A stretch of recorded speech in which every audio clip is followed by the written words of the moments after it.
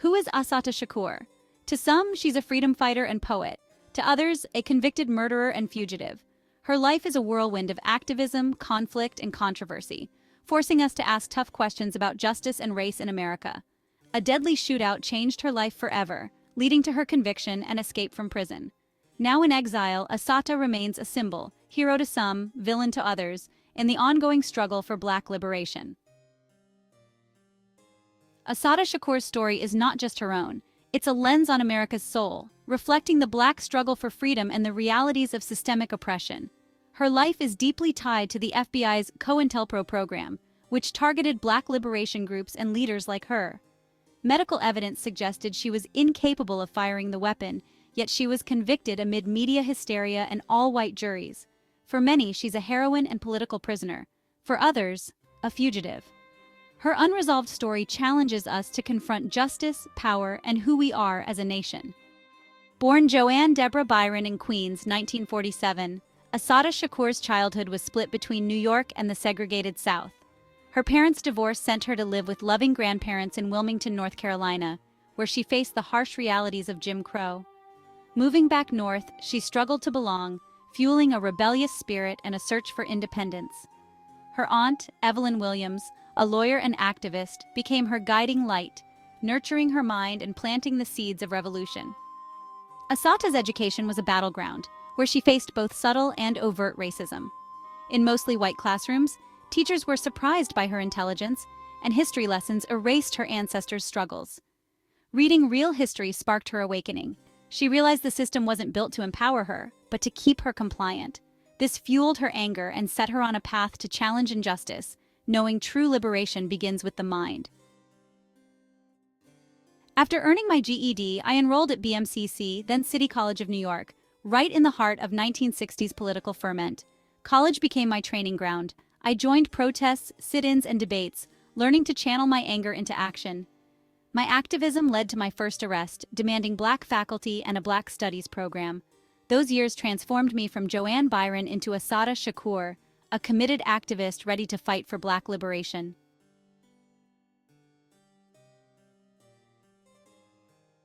After graduating from City College, my commitment to the struggle for Black liberation only deepened. I felt this urgent need to move beyond campus activism and join an organization that was directly confronting state power. That journey led me to Oakland, California, the birthplace of the Black Panther Party for Self-Defense. The Panthers' 10-point program, which demanded land, bread, housing, education, clothing, justice, and peace, just totally resonated with my core beliefs. I saw in the party a disciplined, revolutionary force that wasn't just talking about change, but actually working to make it happen. In Oakland, I threw myself into the party's work, helping to organize community programs and political education classes that empowered local residents. When I returned to New York City, I quickly rose through the ranks, becoming a key leader in the Harlem chapter of the Black Panther Party. I was instrumental in running some of the party's most vital survival programs. I helped coordinate the Free Breakfast for Children program, making sure that kids in the community started their day with a good meal. That was honestly a radical act of love and resistance in a society that often neglected its most vulnerable. I also worked with the Panthers' free health clinics, providing essential medical care to folks who were ignored or mistreated by the mainstream healthcare system.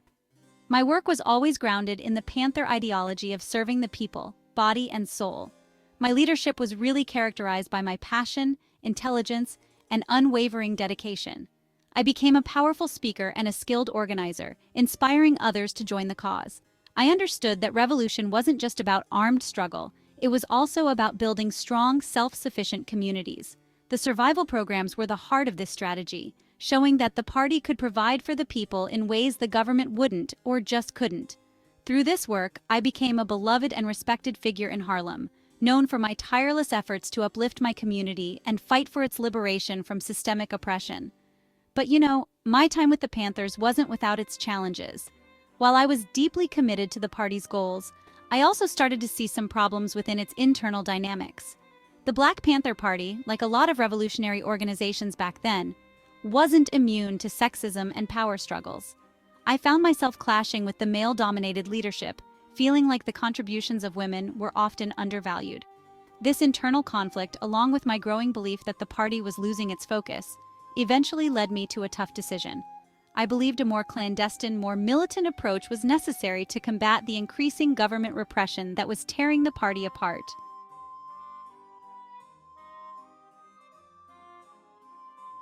While the Black Panther Party projected this image of revolutionary equality, my experience within its ranks revealed a much more complicated reality. I discovered that even in a movement dedicated to liberation, the chains of patriarchy were not so easily broken. I grew more and more frustrated with the macho culture that often defined the actions and attitudes of many male Panthers. It felt like the men, even while talking about revolution, would end up replicating the same oppressive gender dynamics they claimed to be fighting against. Women were expected to take on supportive roles, with our voices and strategic ideas frequently dismissed or ignored in favor of a more aggressive, male-centered approach to leadership and action. This disillusionment wasn't just about personal slights, it was a deep political critique. I believed that a true revolution had to liberate everyone, and that meant confronting sexism within the movement just as fiercely as we confronted racism in the broader society. I argued that the struggle for Black liberation couldn't succeed if it marginalized half of its potential fighters. In my autobiography, I wrote about the contradiction of men who could eloquently speak about the evils of systemic oppression, but failed to see how their own behavior oppressed their female comrades. This lack of internal consistency weakened the movement, making it vulnerable to division and failure. My critiques weren't always welcomed, though. Challenging the male leadership was seen by some as divisive, a distraction from the main enemy, the racist state. But for me, those two struggles were inseparable. I refused to be silent, advocating for a more inclusive and holistic vision of revolution. I pushed for women to take on more prominent leadership roles, to be trained in self-defense and political theory, and to be recognized as equal partners in the fight. My stance was a courageous one, putting me at odds with some of my most powerful male counterparts, but earning me the respect of many women in the party who shared my frustrations. Ultimately, this internal struggle was a key factor in my decision to leave the Black Panther Party. I felt that the organization was just not evolving quickly enough to address its internal contradictions. The constant pressure from the FBI's COINTELPRO program was also taking its toll, creating an atmosphere of paranoia and distrust that only made things worse. I concluded that I could no longer be effective within the party's structure. I needed to find a new path, one that lined up more closely with my vision of a truly revolutionary practice, one that was uncompromising in its fight against all forms of oppression, both outside and inside the movement itself. After leaving the Black Panther Party, I joined the Black Liberation Army, a clandestine network of former Panthers committed to armed struggle. Inspired by global anti-colonial movements, we saw ourselves as fighting an internal war of liberation against a racist, imperialist state. During this time, I became Assata Shakur, embracing an African identity and rejecting my slave name. Life in the BLA was dangerous, but I was willing to risk everything for the dream of Black liberation. As my influence grew, I became a prime target of the FBI's COINTELPRO, an illegal program aimed at destroying Black liberation movements. Under J. Edgar Hoover, the FBI saw us as threats, not activists. I was singled out, painted as a violent criminal, and linked to crimes with little evidence. My face was everywhere. I became a symbol, forced to live on the run, transformed from activist to fugitive. On May 2, 1973, years of tension erupted on the New Jersey Turnpike. A white Pontiac carrying me, Sundiata Acoli, and Zaid Malik Shakur was pulled over by police. What began as a routine stop exploded into chaos, a deadly shootout that changed my life forever. Zaid was killed, I was gravely wounded. Bleeding, I surrendered. The shootout was over, but my fight for freedom had just begun.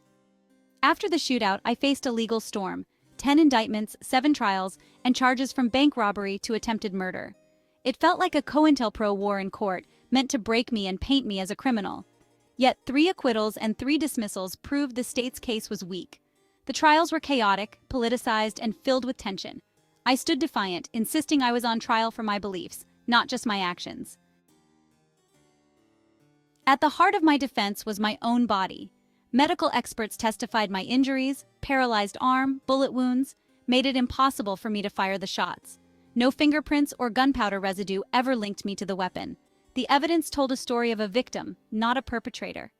For my supporters, this was proof of my innocence, a sign I was framed for a crime I could not commit. On March 25, 1977, after a long trial, the jury found me guilty of murder and other felonies. The courtroom was stunned. Despite medical evidence and no forensics linking me, the verdict confirmed my fears about American justice. I never believed I could get a fair trial in a system I saw as racist and biased. Even in prison, I remained a symbol of resistance, my voice only growing louder for those who believed in my innocence. To understand Assata Shakur's story, we must unmask COINTELPRO, an illegal FBI program targeting Black liberation movements. The Black Panther Party and Black Liberation Army faced the harshest attacks, with agents infiltrating, spreading disinformation, and instigating violence. The goal? Prevent a messiah who could unify Black activists. Assata became a prime target, her every move watched, her name added to secret files, her activism criminalized. The FBI's COINTELPRO waged a personal campaign against Assata Shakur, codenamed Chessrob. Their goal? Link her to nearly every violent crime involving a Black woman on the East Coast, building a public image of her as a dangerous outlaw. Sensational headlines and wanted posters fueled public fear, making her the most wanted woman in America. Forced underground, Assata lived in constant fear, isolated and hunted.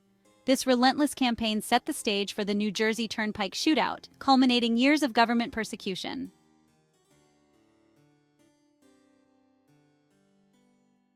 The state's campaign against Assata Shakur was a masterclass in propaganda. The FBI and media painted her as a terrorist, erasing her activism and political context. This narrative justified harsh crackdowns and delegitimized the Black liberation movement. By the time of her trial, public opinion was poisoned, her guilt was assumed. The image of Assata as a dangerous enemy persists, a product of COINTELPRO's lasting influence. Understanding this propaganda is key. It wasn't just about one woman, but about crushing a movement.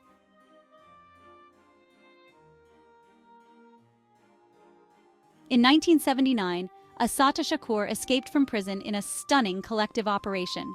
Her comrades, armed and determined, broke her out, humiliating law enforcement. The escape electrified supporters and infuriated authorities, sparking a massive manhunt. Assata vanished into the underground, becoming a symbol of resistance and hope. For years, her whereabouts were unknown. To many, she was a freedom fighter, not a fugitive. Her escape proved that defiance was possible, even against overwhelming odds. It was more than a jailbreak. It was a legend in the making.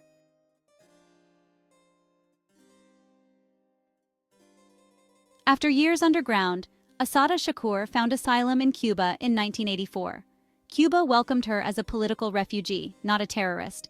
There, she reunited with her daughter, wrote her autobiography, and became a respected voice for global justice. Her words inspired new generations, linking Black liberation in the U.S. to struggles worldwide. The U.S. still demands her extradition, but Cuba refuses, seeing her as a symbol of resistance. Decades later, Assata remains in Havana, an icon of resilience and struggle. Her revolutionary spirit endures, undimmed by exile.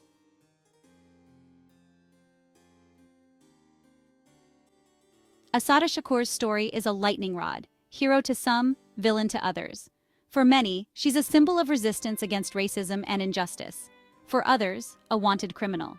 Her life forces us to confront the blurred lines between resistance and crime, justice and persecution. The debate over her legacy reveals America's unresolved struggles with race, power, and dissent. Her journey challenges us to ask, who defines justice? Who gets to be free? Assata's story is not just history, it's a mirror for today's battles. Her fight and the questions it raises remain urgent and unfinished.